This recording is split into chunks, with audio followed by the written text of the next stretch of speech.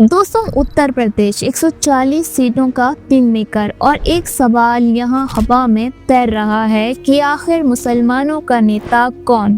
क्योंकि मुसलमानों का वोट सिर्फ एक वोट नहीं बल्कि पूरे उत्तर प्रदेश की राजनीति का नक्शा बदल सकता है। दरअसल दोस्तों, असल सवाल ये है कि 2027 में मुसलमान किसके साथ खड़ा होगा, उत्तर प्रदेश के दुलारे अखिलेश यादव के साथ या मुस्लिम क़यादत की आवाज़ असदुद्दीन ओवैसी के साथ। और आज हम इन्हीं तमाम सवालों की परत दर परत खोलेंगे और समझेंगे कि आखिर किसके पास है असली वकालत और कौन है सिर्फ वादों का दावेदार। दरअसल दोस्तों, सवाल सिंपल है। 2025 के बाद सीन बदल चुका है। बिहार असेंबली में 5 सीटें जीतने के बाद असदुद्दीन ओवैसी ने पूरे देश की राजनीति को हिला दिया है और यही नतीजे बताते हैं कि अखिलेश यादव का एकाधिकार चलेगा या असदुद्दीन ओवैसी का नया तेवर उत्तर प्रदेश में धमाका करेगा। तो शुरू करते हैं अखिलेश वर्सेस ओवैसी, क्योंकि ये सिर्फ 2 लोग नहीं बल्कि 2 सियासतें हैं। दोस्तों, उत्तर प्रदेश का 19% मुसलमान और कई इलाकों में 30 से 40% है। मतलब दोस्तों, ये वोट सरकार बनाता भी है और सरकार गिराता भी है। लेकिन सवाल ये नहीं कि वोट किसको मिलेगा, सवाल ये भी है कि वोट कौन डिजर्व करेगा। दरअसल दोस्तों, जैसा कि समाजवादी पार्टी का पुराना फॉर्मूला है, MY अलायंस यानी मुस्लिम प्लस यादव।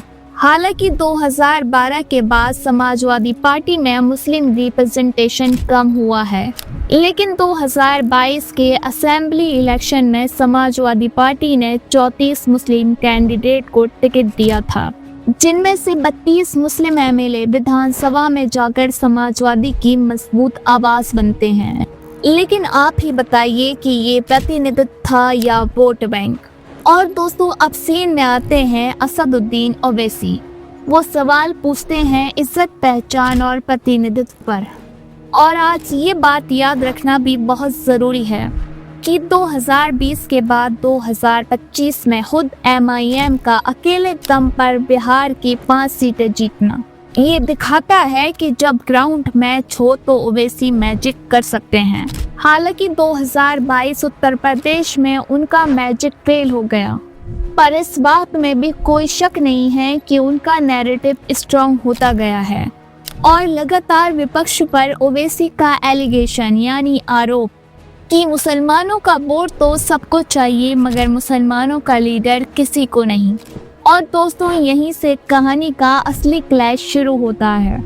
अखिलेश कहते हैं कि ओवैसी वोट कटवा है, तो ओवैसी कहते हैं कि मैं अपना हक मांग रहा हूं। दरअसल दोस्तों, समाजवादी पार्टी चाहती है कि मुस्लिम वोट एक ब्लॉक रहे, लेकिन असदुद्दीन ओवैसी कहते हैं कि मुसलमान विपक्षी राजनेताओं की गुलामी से आज़ाद हो।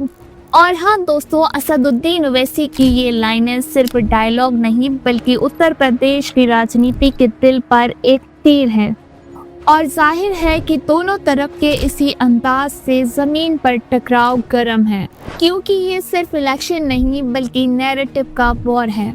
और अगर हम बात करें ग्राउंड के मूड की, तो 2027 में मूड मिक्स है, क्योंकि जहां यंग मुस्लिम वोटर्स बोल्ड पॉलिटिक्स चाहता है, क्योंकि उन्हें लगता है कि असदुद्दीन ओवैसी उनके मुद्दों पर आवाज उठाते हैं, तो वहीं उत्तर प्रदेश का पुराना मुस्लिम वोटर रिस्क नहीं लेना चाहता, क्योंकि उनके मुताबिक समाजवादी पार्टी का वोट बीजेपी को रोकता है। हालांकि देवबंद और सहारनपुर जैसे इलाकों में असदुद्दीन ओवैसी का प्रभाव पड़ रहा है। यानी दोस्तों, 2027 में सीन सिंपल है।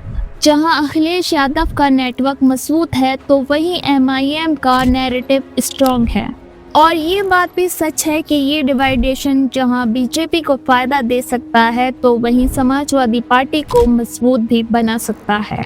क्योंकि दोस्तों, राजनीति सिर्फ जज्बात से नहीं बल्कि कैलकुलेटर से भी चलती है। और आखिर में सवाल यही है कि 2027 में मुस्लिम वोट किस तरफ जाएगा, हक की तरफ या हवा की तरफ, पहचान की तरफ या वादों की तरफ। हालांकि दोस्तों, अखिलेश हो या असदुद्दीन ओवैसी, पर मुसलमानों का सवाल एक ही है, हमारा प्रतिनिधित्व कौन, यानी मुसलमानों का नेता कौन।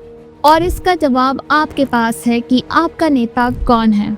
अखिलेश यादव या असदुद्दीन ओवैसी? अपना जवाब कमेंट बॉक्स में ज़रूर दें और वीडियो को ज़रूर शेयर करें और साथ ही हमारे चैनल SH रियलिटी को सब्सक्राइब कर बेल आइकन के बटन को ज़रूर दबा दें।